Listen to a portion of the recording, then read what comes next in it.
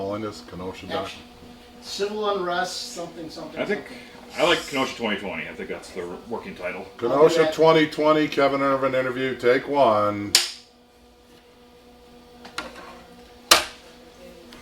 All right, Kevin. We're gonna go through 2020 in a whole here, and so can you please state your name? I'm Kevin Ervin, co-owner of Frank's Diner in downtown Kenosha. How long have you owned Frank's Diner? I've owned Frank's Diner along with my wife Julie Rittmiller since 2010, December of 2010. Can you briefly describe your life before the pandemic? Life at the diner was nice. I mean, always packed. It was a pretty iconic place in Kenosha, known throughout Kenosha and throughout the world, actually. So, thriving business, always doing well, fun place to be. So, nice place to come and visit, good food. On March 17th, 2020, the city of Kenosha basically shut down. How did this affect your business?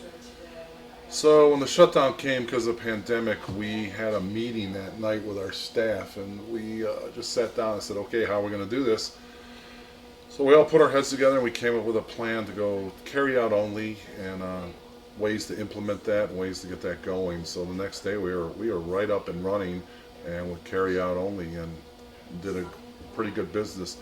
During the whole pandemic, we really didn't lose much business because of the way we were able to keep readjusting our business model and what we were doing here. So it wasn't as bad for us as it was for a lot of other people.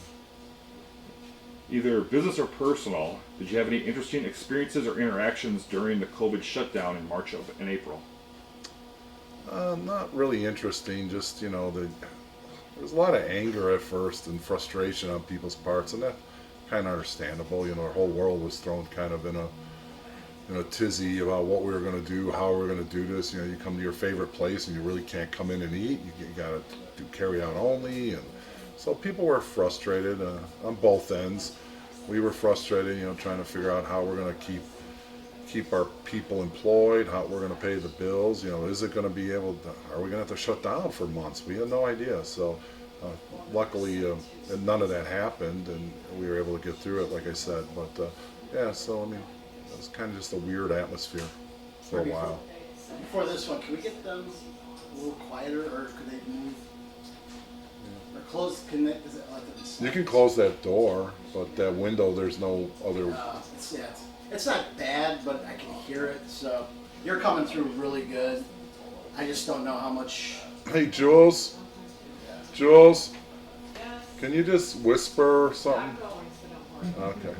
Love you though. Thanks. All right, we're still rolling.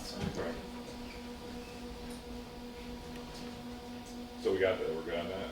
Yeah, that's good. I just again guinea pig stuff, but for sure I could hear them with the headphones on. So. Okay, Kevin. On May 25th, 2020, George Floyd was killed in Minneapolis, Minnesota. This sparked nationwide protests, including many here in Kenosha. Did you participate or have any interaction with any of these early protests or protestors? I didn't have any interaction or partake, but my wife went downtown they had a vigil one night, and she partook in the vigil.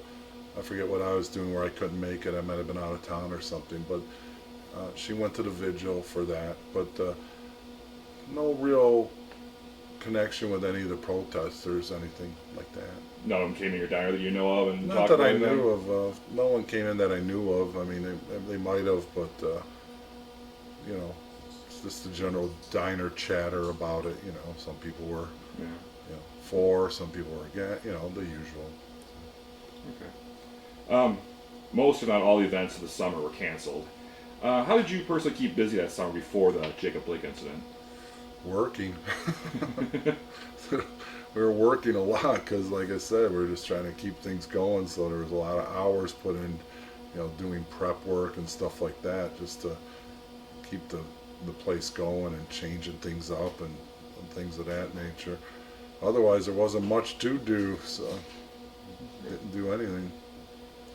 Okay, this probably doesn't apply to you, but did you have any interaction or experience with the fire at the Plouse Brothers building on 63rd and 22nd in No, August? just like everyone else, was just ashamed to see that old building burned down, and 3 or 4 businesses had to close because of it. That was just, you're like, ugh.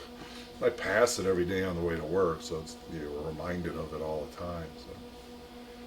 And then just a week and a half later, Sunday, August 23rd, 5 p.m., Jacob Blake is shot by Kenosha police officers.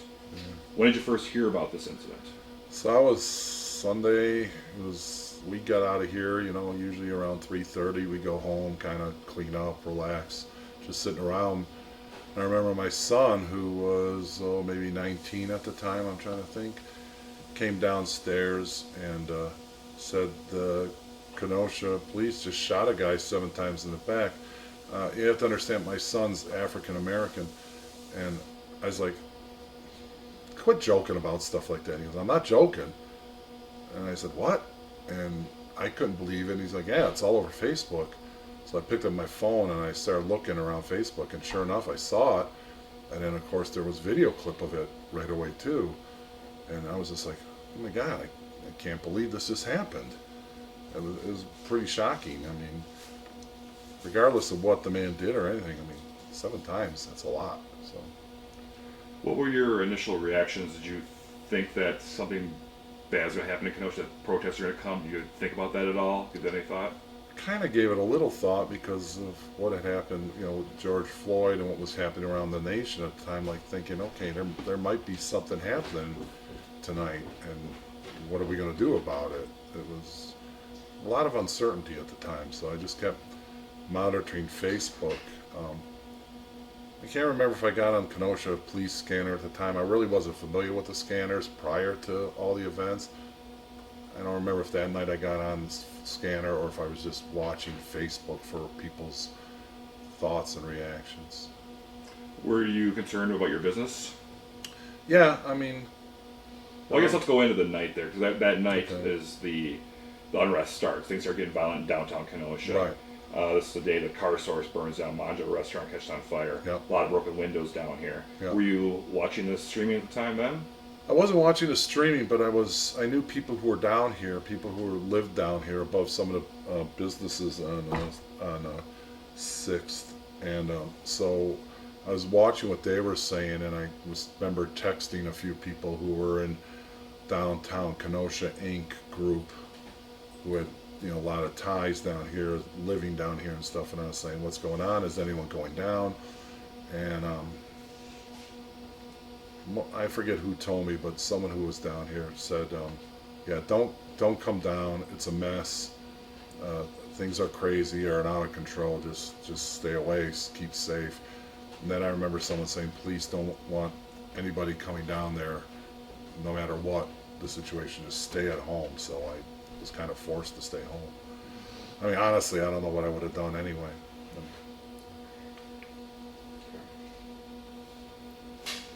So you guys opened up the next morning? We did. We opened up as usual. And usually open early, open at 6, 7 o'clock? Our crew gets here at 5:30 in the morning, and we open the doors at 6. I wasn't scheduled that morning till 8 o'clock. So when I came downtown, the first thing I saw, of course, was the car dealership that is still smoldering.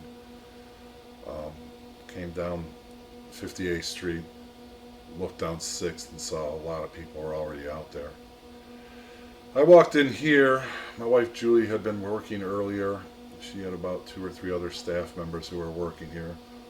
And she immediately asked me, what do you want to do today? And I said, I don't feel like we should be open. And she said, I agree. And she said, why don't we just take care of the customers that are here, close up, and go out there and help? And I said, yeah. So I went immediately up the street. There were people cleaning up something different. So I just started helping. Got a shovel from someone and a broom and just started cleaning up all the glass and taking big chunks of glass out of windows that were partially broken. The jewelry store and Rustic Road, Tavern on 6th, something different. We were just cleaning up there. And then after we cleaned that up, I threw a bunch of water and soda we had in my car, or we had here at the diner, threw it in my car, and I just started driving around and handing out water and soda to all the people who were cleaning up. It was a mess. Did your business take any measures then? So later in that day, that's when everyone started talking about boarding up. Maybe it was that day, I can't remember. Maybe it was after the Uptown incident. It's all kind of, that part's kind of blurry, but we did eventually board up like everyone else. We had one of the guys we know was a handy guy, came over here with his crew, and they cut the boards to size and put them all up all over the place. The place became a cave pretty quick. What were your plans for Monday evening? Just to go home? Just to go home. I mean, Tired. yeah, we were all tired. We had worked all day helping clean up, and we're dirty, and we all went home, and no one had the foresight to think like, okay, this is going to keep going on. I don't think. I mean, something we weren't used to, something we had no experience with. So it was just kind of like, okay, that happened. Hopefully tonight's going to be quiet. You know, the police are onto it now, and the city is onto it, so they're going to take precautions. And so yeah, just went home like a normal night, just kind of keeping our ears open. I think that's when I started tuning into the police scanner and stuff like that. Tuesday night is when everything spread west to the Uptown area. Yeah. The Danish Brotherhood, the B&L Office Furniture, those places. Yeah. So you're just home watching that at the time? So by that time I became aware of all the streamers, Corey Elijah and a couple other guys who were in town who were streaming live. So I would just start tuning into that and watching that, and it was just like, as bad as downtown was, I mean, the uptown footage was just, horrible. When there's just things were just burning. It was just crazy.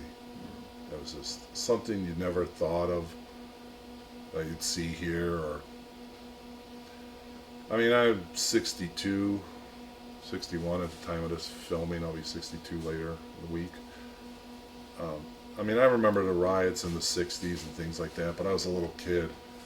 So, you got like a 5-year-old perspective on it. All you know is that, things were bad. As an adult, it's a whole different situation. You're worried about your loved ones. You're trying to protect your business, your family, whatever. It's just something you never thought you'd see or have to live through. So Tuesday morning, did you come down and check on the place? We did. We were closed, for most of that week.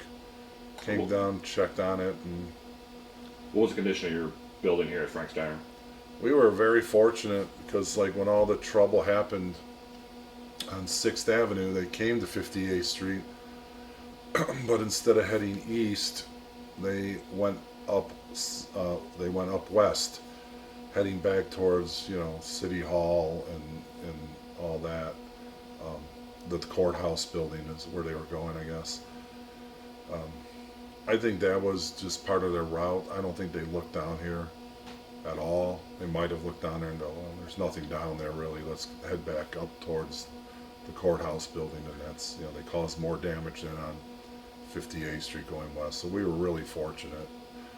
Some of our neighbors, not so much. So. Did you have any contact with any of our elected officials that week? Not really. Posted some things on Facebook saying, hey, wish we could get some more information about what's going on and things like that. And a couple people just texted me back and said, oh, we're working on it. And I go, just the people out there are getting frustrated. I said, they just want to know what's happening and what plans are. That's all we need is information. That's all we're asking for. But no one really officially got back to me. Did you have any contact with any civil rights organizations or protesters that week? Not that week, no. Okay. No. I know at some point Julie and I went to a gathering up near the neighborhood where Jacob Blake got shot. I think it was a couple weeks later. They had like a community gathering. It was Some city officials were there. Reverend Jesse Jackson made an appearance. There was a lot of talk, speakers and things like that. That might have been a couple weeks later. I don't think it was during the whole week of the unrest. Did you have any contact or experiences with any mainstream news media outlets or independent journalists? Oh God, yes, lots of contact. I think I was interviewed 5 or 6 times between Monday and Wednesday. Everybody was coming here. I joke about it now, but it was a very emotional time, and every time I'd get on camera, I'd start to cry.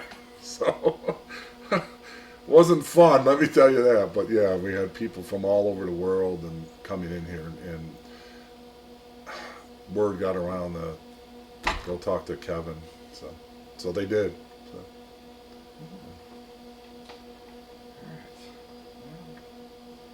On the night of Tuesday, August 25th, the protest continued, and Kyle Rittenhouse was involved in a shooting which left 2 men dead. When did you first hear about the Rittenhouse incident? This is so bizarre. I was watching it, live streaming everything, and I was watching it up to the point where the garbage dumpster was set on fire, and people were yelling about putting out the fire in the dumpster. And at that point, I'd been tired. I'd been up every night, sleeping very unsoundly with the police scanner on next to me and stuff. So I fell asleep on the couch. And I woke up an hour later, and the shootings had occurred. And so I was just trying to play catch up at that point. Like, wait, what happened? And more problems. And so I guess it was early that morning, about probably an hour after the actual shootings happened, that I was able to piece together what really happened from Facebook and other comments I saw online. So then the next morning, after this happens, are you more concerned? Do you think things are going to continue to accelerate even more? Or do you... Yeah, I thought, okay, here we go. Now there's like militia guys shooting people in the streets. Are more people going to come? Are both sides going to start arming each other now? Is there going to be a mini civil war happening in the streets of Kenosha? I mean, who knew what was going on? It was madness, like I said. Guys arming themselves and out in the street and killing people over all of this. It was like we were almost in a third world country for a little bit there. So, like I said, Kenosha was in the news a lot that week. How do you feel about the media coverage of the events? How do you feel the mass media portrayed Kenosha? I don't. It was not favorable, obviously. I mean, there was cause for some of it to show what was going on, but there was little things that I would catch, and I don't know if it was the media but I would catch it on social media. My son was going to Carthage at the time. And the Carthage parents page, everybody was like all worried. And I got on there, I said, look, Carthage is like 3 miles from where this action is. It might as well be 100 miles. It's such a different world. Your kids are perfectly safe at Carthage. Nothing's going on. The action is all concentrated in like a 5-block square area, miles away from Carthage. And then the church up at the corner, their sign sits in the parking lot of the car dealership that was burned. It's just right there. And the sign caught on fire, obviously, and melted and burned. And then on social media, I saw people saying, look at this, these dumb BLM rioters burned their own church sign down. It's a black church, and they set the church on fire. And I got on social media and said, first of all, it's not a black church, it's a church that accepts everybody. There's white folk and black folk who go to that church. It wasn't a BLM church, and the church didn't burn. The sign burned. The sign was in the parking lot of the car dealership. So you'd see stuff like that, and you'd go, this is how things get so twisted, and the full picture is not being shown. It's only snippets that people want to show, and that was very frustrating. Both Trump and Biden visited Kenosha in the weeks afterwards. Did you attend either, or did their visit affect your life in any way? No, I didn't attend either, and they didn't affect my life. I mean, what affected my life was, Trump promised us tons of money that was already promised here for other projects that could not be used for any of the rioting problems, and we never even got all of it. So I guess that affected me because it affected the town. Okay, what is your opinions of the independent journalists and live streamers who were in Kenosha? I mean, I think they did a fairly good job. They kept us all informed, which was pretty good. They didn't interject their own opinions or anything. They were just covering the news. They were showing us what was happening. We could form our own opinions on what was happening. So that was pretty favorable. I watched Corey Elijah mostly. He's a Kenosha guy. He knew where to go, how to get there, and I guess he did reach out of his journalism zone and helped stopping the dinosaur museum from being severely damaged, if not destroyed. So kudos to him for doing that, stepping out of his journalism spot for a minute to be like, hey, I live here. I'm not going to let you burn this place down. So good for him. Okay, it's looking after the unrest. So how did your business change in the weeks and months after August 2020? So there was a shutdown for about a week, I think. We had to be shut down for 4 or 5 days, I can't remember. Well, as soon as we could, we reopened. We took down some of the boards after a while. Well, we were lucky because there was a curfew enacted. Everything had to shut down by 7 o'clock at evening. Well, we're a morning and afternoon place, so we open at 6 in the morning, we close at 1:30. So the curfew did not affect us at all.